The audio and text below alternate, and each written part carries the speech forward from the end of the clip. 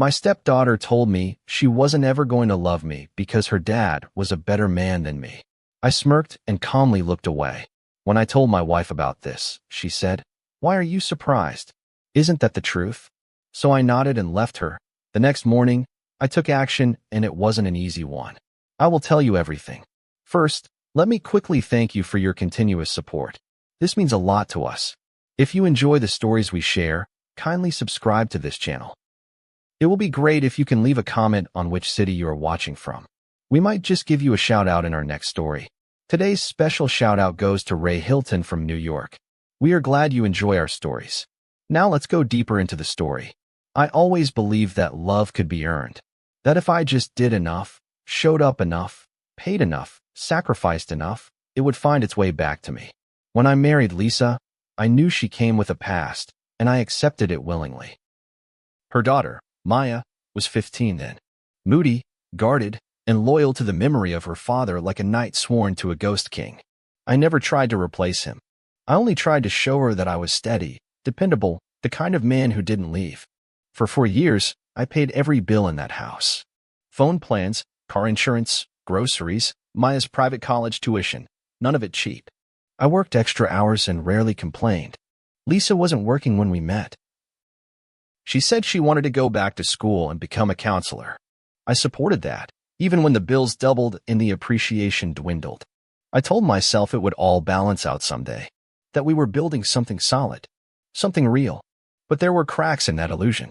I saw it in the way Maya would stiffen when I offered help, how she'd roll her eyes when I reminded her about curfews or grades. I heard the sarcasm behind every thanks she gave me. Lisa would just say, "Teenagers are like that," as if my presence in their lives came with a disclaimer, "Don't expect gratitude." I ignored it. I thought maybe if I kept showing up, things would shift. One night, after picking Maya up from a party where she was clearly too drunk to drive, she sat slouched in the passenger seat, reeking of cheap vodka and entitlement. I said nothing as we drove, just kept my hands at 10 and 2, the way I always did when I needed to feel in control. Halfway home, she muttered, without even looking at me, "You know I'm never gonna love you, right? My dad was a better man than you'll ever be." I didn't flinch. I didn't look at her. I just let out a breath through my nose, almost a laugh. Not from amusement, but from the absurdity of it. I smirked because there was nothing else left to do. That was the moment, right there, when something cold and precise clicked into place inside me. She wasn't saying that to provoke me. She meant it. She believed it. And Lisa, well, maybe she believed it too. When we got home, Maya slammed the door and stomped up the stairs. I sat in the car a little longer than usual, listening to the engine tick as it cooled. I thought about every check I'd written, every ride I'd given, every time I stood between Maya and the consequence she should have faced. Then I went inside, brushed my teeth, and laid down beside Lisa, who was scrolling on her phone like nothing had happened. I told her what Maya said, trying to keep my voice even, though my chest was tight.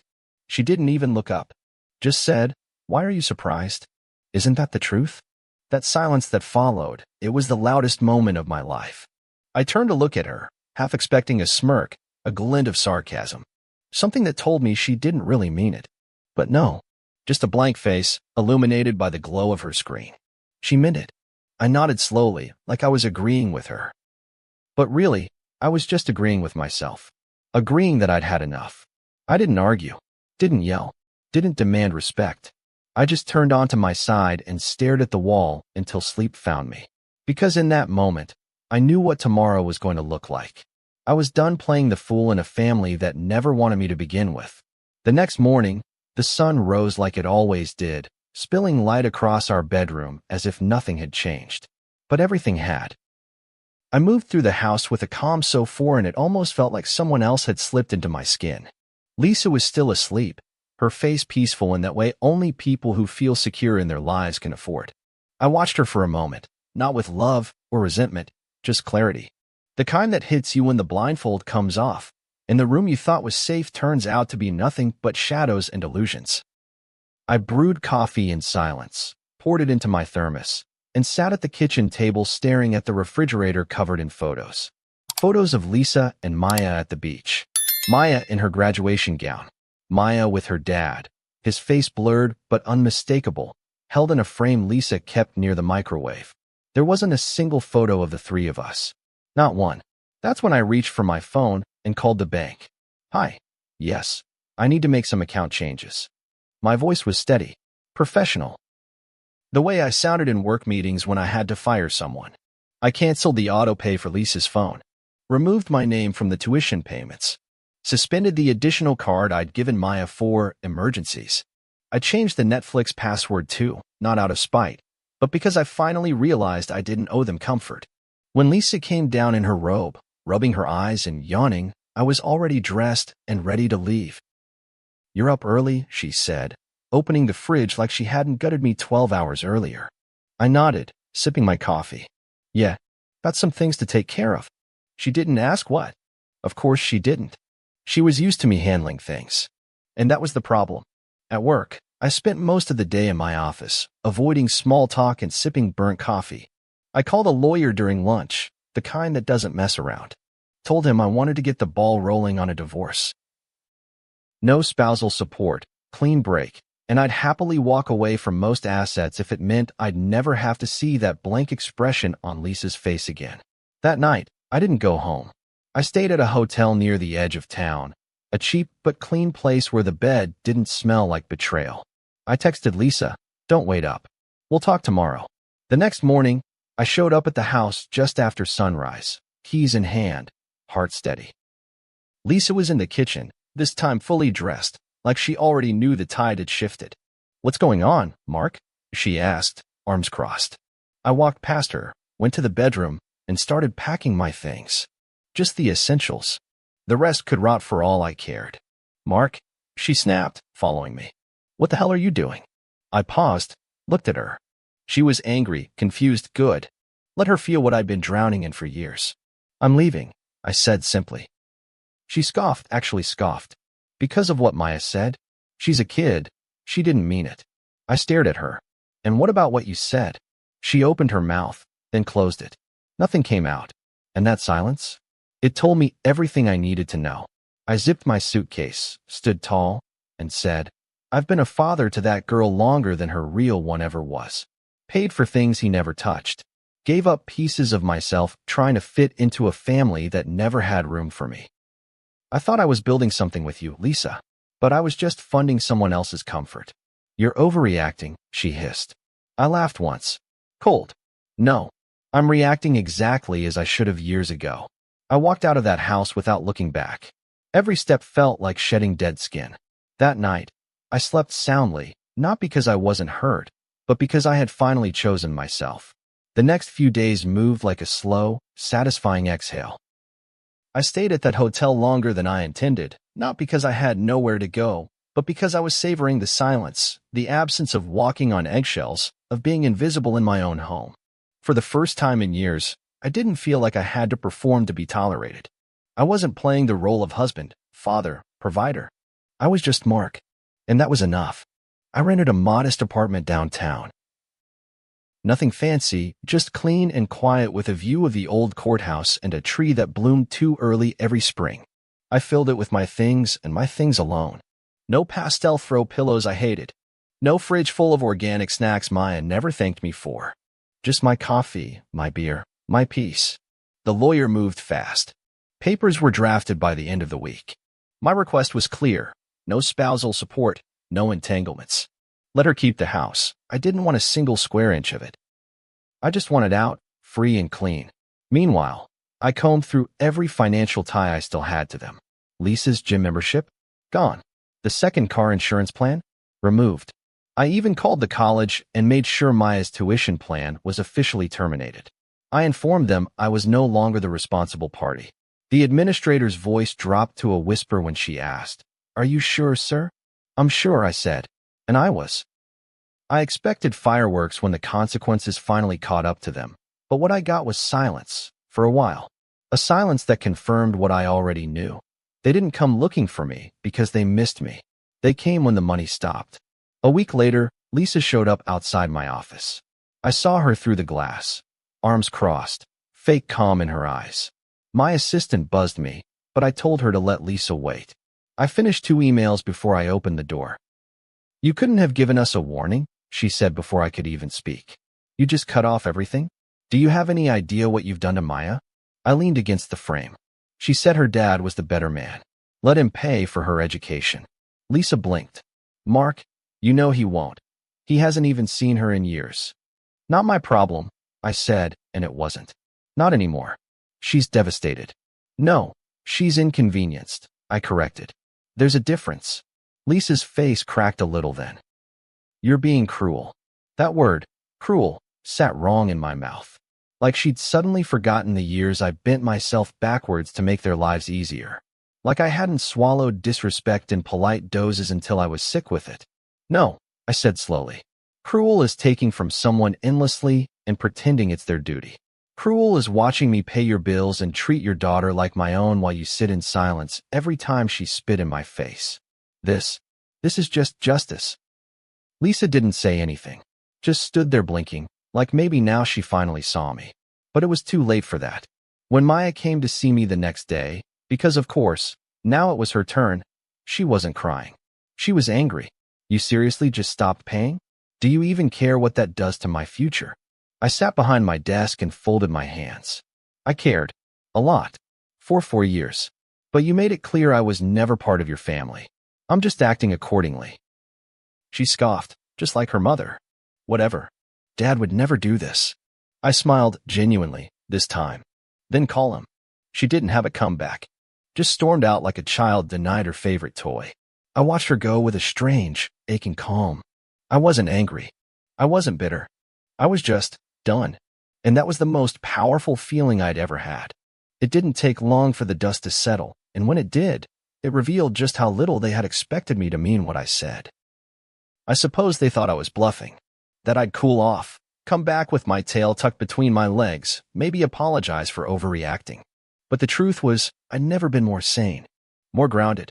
I wasn't running from them. I was running back to myself. Lisa's sister was the first to call. She's falling apart, Mark, she said softly, as though pity might undo what had already been done. You really cut off everything? Yes, I replied. Everything. A long pause. Don't you think that's a bit extreme? No, I said. I think letting someone step on you for 4 years without consequence is extreme. She didn't call again. Then came Maya's email. The subject line read, I'm sorry. Just that.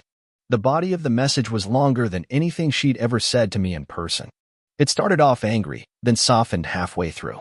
She said she was just defending her dad, that she didn't mean to hurt me, that she was confused.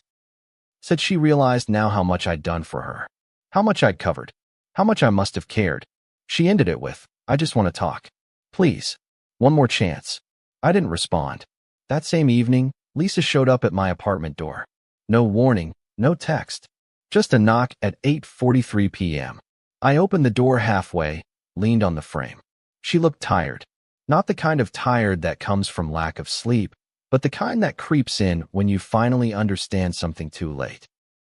I didn't come to fight, she said. Then why did you come? She hesitated, then pulled a small envelope from her purse. Maya wrote this. She wanted me to give it to you in person. I took the envelope but didn't open it. Just held it. She's scared, Lisa continued. Her classes are on hold. She doesn't know how to get a job, and her father, he won't return her calls. She didn't mean what she said. You know, she was just being a brat. I studied her. The desperation behind her eyes. The quiet panic. The realization that their safety net had walked away and wasn't coming back. I believed in you, Lisa, I said. Even when Maya didn't. Even when you let her treat me like a stranger in my own home. I kept thinking you'd step in. Just once. Tell her I mattered. Tell her I was doing my best. She looked down. I thought you knew. People don't know unless you show them, I said. And you never did. There was silence. Heavy, but honest. She needs you, she whispered. We need you. I shook my head, slow and steady. No. You needed what I gave. Not who I am.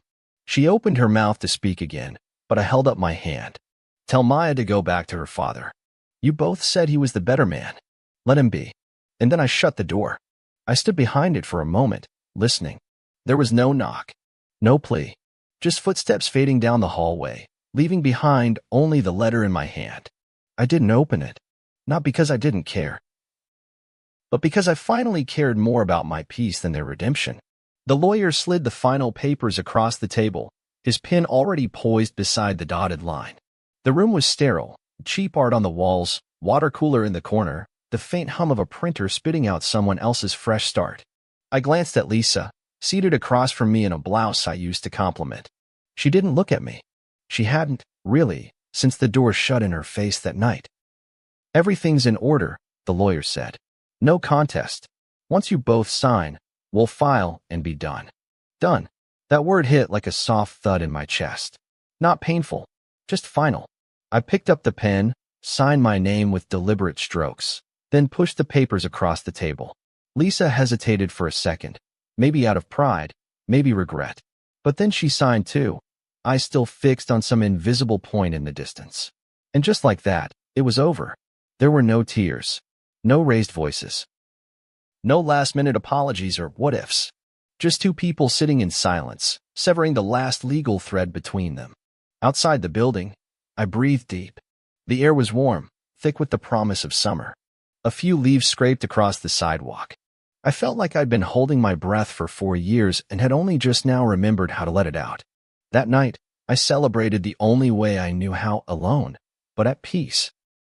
I grilled a steak on my tiny apartment balcony, drank a cold beer, and listened to a playlist I hadn't touched in years. Music I used to love, before I gave up small pieces of myself for the sake of fitting into a life that was never truly mine. Friends had called when they found out. Some supportive, others confused. "You're really not going to help them at all?" one asked. "No," I said. "I'm not. But what if Maya needs you? Really needs you?" I thought about that for a moment. Needing someone isn't the same as loving them. And I was never truly loved. Just used. There was no anger in my voice, just truth. And sometimes, truth is enough to silence even the most well-meaning doubt. Lisa tried one more time. A text, short and sharp. "You changed. You used to be kind." I stared at the screen a long time before replying. "No, I used to be compliant. You mistook that for kindness." She didn't respond. The letter Maya had written still sat in the top drawer of my desk, unopened. I wasn't angry at her, not anymore. She was young, sheltered, raised in a bubble of loyalty to a father who never stayed long enough to disappoint her. But that didn't mean I owed her another version of myself just to be broken again. Sometimes, protecting someone means protecting yourself first. The next day, the divorce was finalized in court. Quick, clean. No property disputes. No spousal support. No last hugs or parting gifts. I walked out of that courthouse lighter than I'd felt in years. There was no parade. No applause. Just the quiet triumph of a man who finally realized he didn't need to beg to be valued. It's strange, the kind of peace that follows after years of emotional turbulence. It doesn't come crashing in like a wave.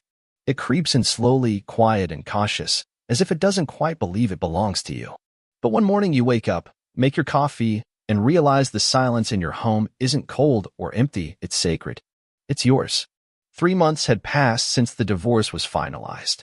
I'd fallen into a rhythm that was mine alone. My apartment stayed clean.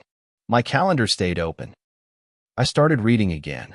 Books I never had time for when I was too busy fixing lives that weren't mine to fix. I went for walks in the evening and took long drives on Sundays, music loud and windows down.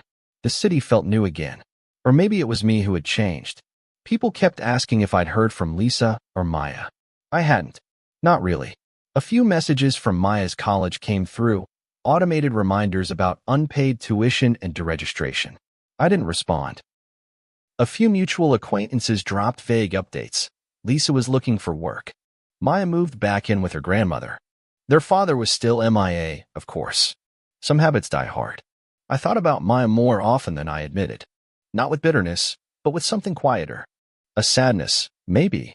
A regret that things couldn't have been different, but not for lack of trying. I had given that girl every chance. Every ride, every bill, every ounce of grace I had in me. I had tried to love her into loving me, and in the end, she made it clear I was a placeholder, nothing more. I mourned that truth, and then I moved on. One Saturday morning, I sat at my kitchen table writing a letter, not to them, but to myself.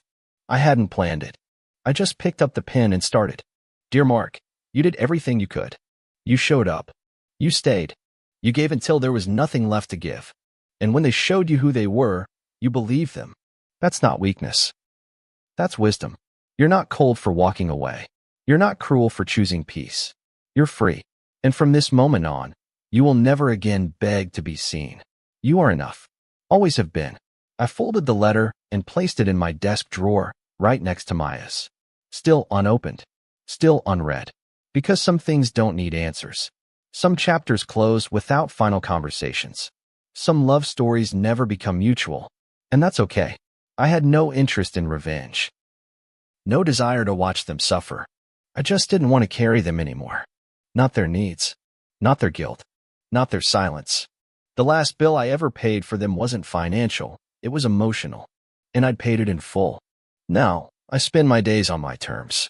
I'm seeing someone new. Not serious yet. Just dinners and long conversations. She asks questions. She listens. She tells me thank you when I do the little things, like open her door or remember how she takes her coffee. It's not dramatic. It's not complicated. It's honest. Sometimes, that's all you need. I look back only to remind myself of what I survived. Not with hate, but with clarity. I gave more than I got. I stood alone in a house full of people. And when it came time to choose between being needed and being respected, I finally chose the latter. And I haven't looked back since. If this story resonated with you, don't forget to like, subscribe, and share your thoughts in the comments. Your voice matters. For more emotionally raw and relatable stories about family, betrayal, and personal boundaries, hit the notification bell so you never miss an upload. Thank you for watching and supporting us. See you soon in the next story.